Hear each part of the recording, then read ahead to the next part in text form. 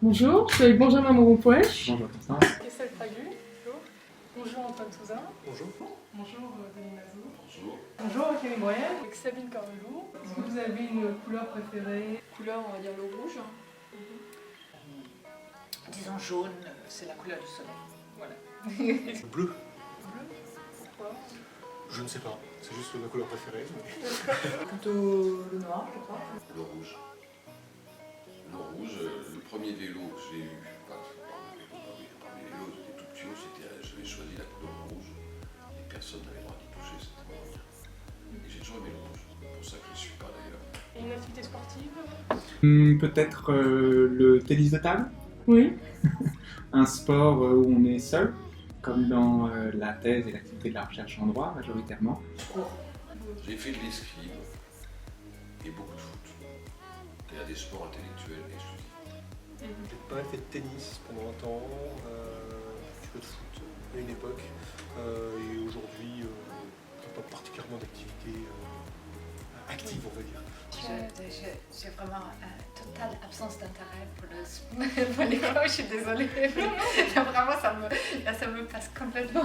Est-ce que vous avez une activité culturelle particulière ou pas Alors je suis spécialement? musicien pour ma part, Ouais. je suis dans une harmonie avec des élèves de tous les âges, au conservatoire du 5e, ça doit faire 20 ans que j'y suis. Donc ça me prend beaucoup plaisir dans cette pratique musicale. Redevenir un élève aussi, c'est important. De temps en temps, se remettre dans la position de celui à qui on donne des ordres. Et puis aussi travailler dans une communauté vers un même objectif. Ça, c'est quelque chose que je trouve appréciable. Sûrement les musées ou Netflix, un des deux. Je suis une grande lectrice, mais j'aime beaucoup aller au musée, au théâtre, la danse. Mais je crois que c'est la lecture quand même. J'en ai un certain nombre, je lis beaucoup, pour le travail, mais pas que. Et puis sinon, j'aime beaucoup écouter de la musique, aller au concert, puis regarder des séries comme pas mal de monde. L'activité littéraire, pas culturelle ou ludique, c'est le théâtre que j'ai fait pendant, je sais pas, 30-35 ans, tous les ans. Pièces, et j'ai commencé quand j'étais étudiant. Alors, finalement, le sport peut être vu comme une religion. Est-ce que vous êtes plutôt croyant ou pratiquant? Pratiquer le tennis de table. Tout à fait, mais ça ne sera pas ma seule religion. Je Oui. tiens également à ma foi catholique, mais effectivement, ça me paraît extrêmement important de pratiquer un sport, ne serait-ce que pour évacuer le stress ou aussi prendre du plaisir avec ses enfants. Que je suis Roland Garros chaque année, Ah oui, oui. que je pratique ou que j'aimerais pratiquer la course. En sport, Oui. un petit peu. Mais Oh. j'ai un peu ce travers. Je commence à le nourrir un petit peu. Pratiquant de moins en moins, croyant toujours, oui. J'ai été pratiquant, après j'ai été croyant, et depuis quelques temps, c'est la moitié de ma foi, je suis assez feignant. Vous savez que généralement, quand on s'adresse à quelqu'un, on l'appelle par sa civilité, madame ou mademoiselle. Est-ce que vous êtes favorable aux mademoiselles? Alors, bien sûr que non. Ça me paraît être une discrimination, et de sorte que je ne pense pas que ça doive être la marque de droit commun. C'est-à-dire que quand vous voyez une personne, quel que soit son âge, il me semble qu'il faut lui donner du madame. Si cette personne vous répond en disant non, c'est mademoiselle, alors là, effectivement, il convient de respecter son choix. Mais le choix, aujourd'hui, me semble-t-il, par défaut, doit être madame. Oui, très fort. C'est madame et pas mademoiselle. Et je suis extrêmement sensible sur ce terrain. Il n'y a pas beaucoup de choses sur lesquelles je suis vraiment très sensible. Mais le madame, pour moi, est extrêmement important. C'est vraiment très important. Non, mademoiselle, je l'emploie plus maintenant. Depuis un petit bout de temps, je l'emploie plus.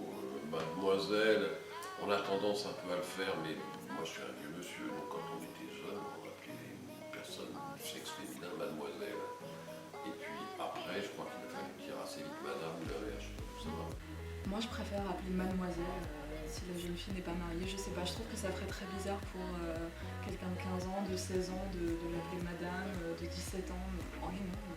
Pour moi, il n'y a rien de sexiste ou de discriminatoire à utiliser mademoiselle.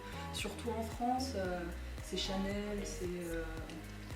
Moi, ça m'a jamais posé de problème, je continue à appeler mes élèves mademoiselle. Sauf s'ils me reprennent en disant c'est madame, pas madame, mais sinon mademoiselle.